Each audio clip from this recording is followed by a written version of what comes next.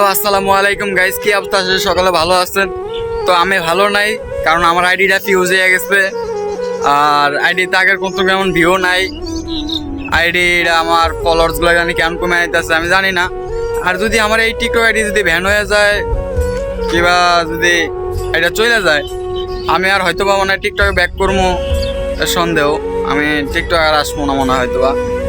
তো আমার অডিয়েন্স যারা আছেন সবাই আমার এই টিকটক আইডিতে একটু 3টা কপি লিঙ্ক করে দিয়ে আসেন, আর আপনাদের একটা কমেন্ট করে দিয়ে আসেন। আশা করি সবার আইডিতে যেয়ে ঘুরে আসবো।